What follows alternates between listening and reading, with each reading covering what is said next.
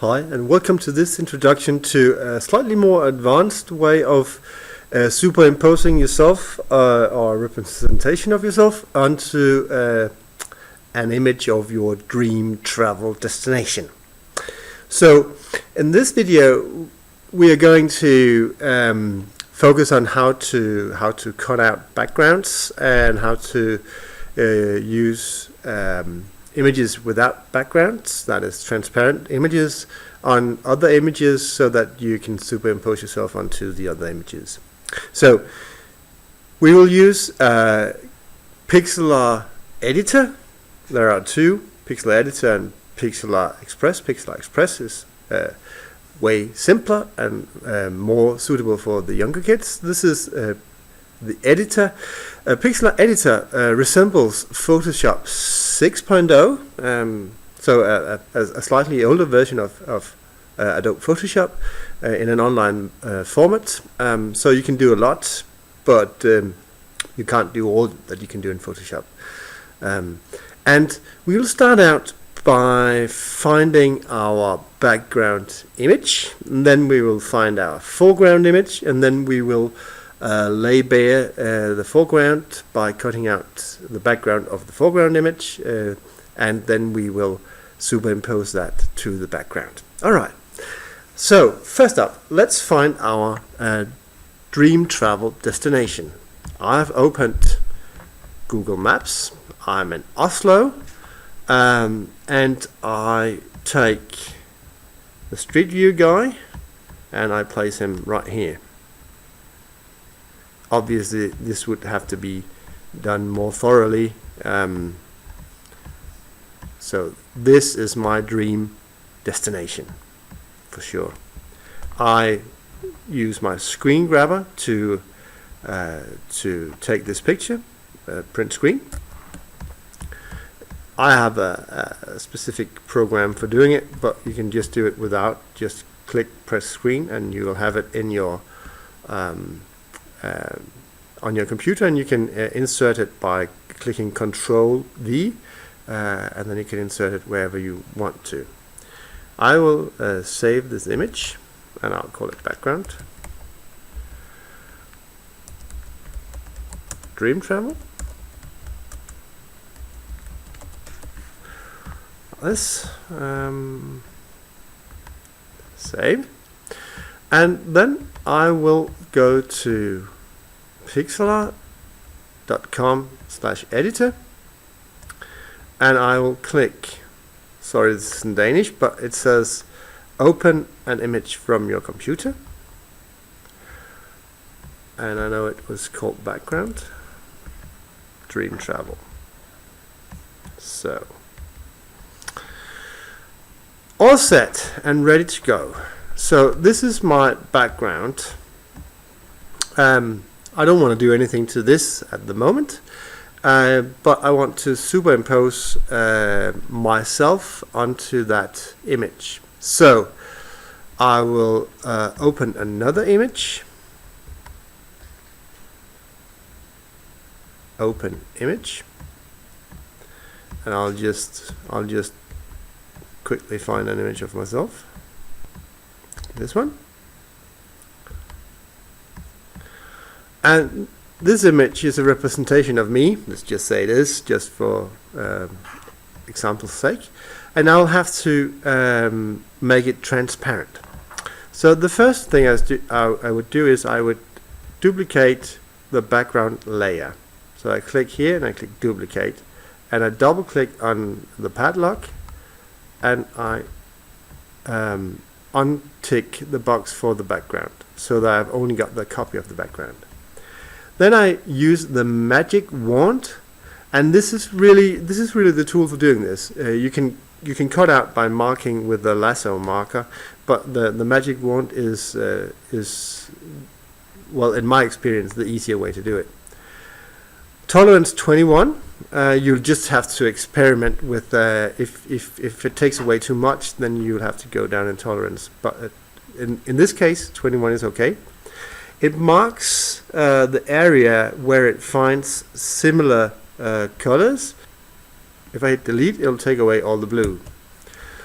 The checker the checkerboard background indicates that this is now a transparent image. We cut this guy out of the background of this picture, and then we dragged him into this picture. Before you can actually drag him in, you need to mark him in this picture. So maybe we want this guy as well. So I'll mark him.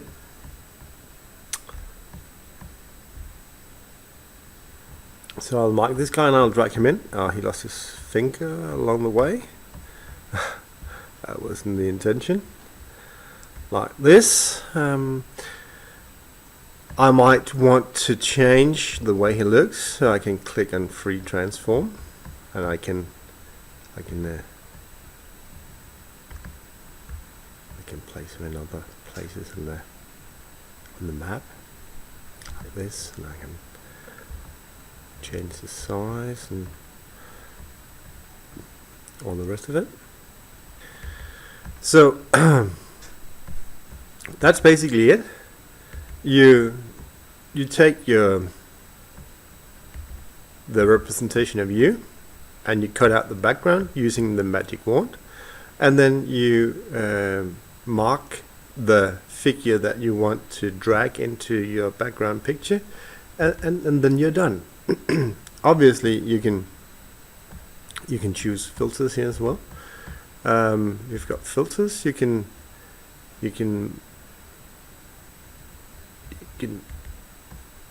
make it unclear like this, or you can turn it into pixels like this.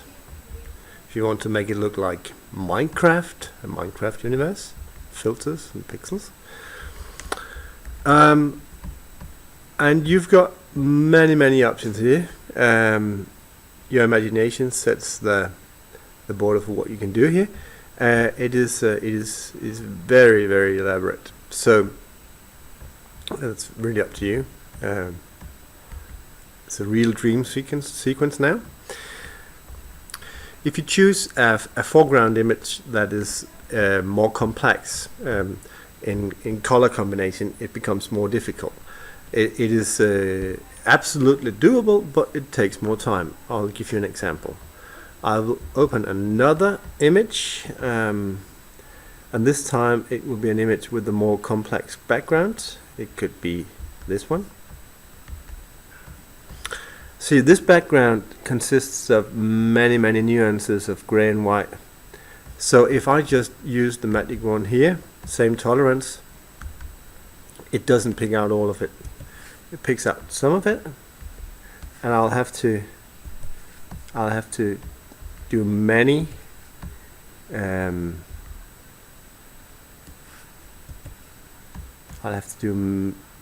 many magic wand swings, if you will, before it becomes clear cut. So if I these areas, the gray areas here, they are so far away from other areas that I can just use mark and delete. That is, I mark and I hit delete.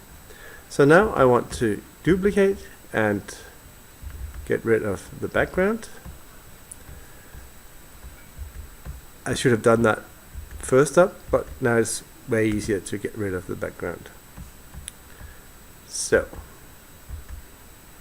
now I have an image that I can drag into my image here. So I'll just have to mark up the bit that I want to copy in, like this. This is the bit.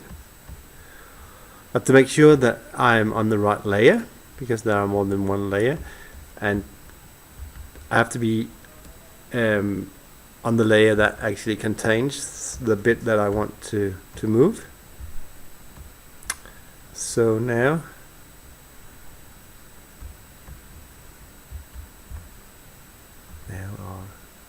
our nice little car is in the image. I put it over here like this. I would like to have this guy stand here, and I would like to have this guy stand up here. So now I have superimposed a few elements into this particular square in Oslo. This is my dream travel, and this is how I want to get there. And now I save my image and I put it into Google Docs or Word, and I start typing my story. What actually happens when I get here? So, recap.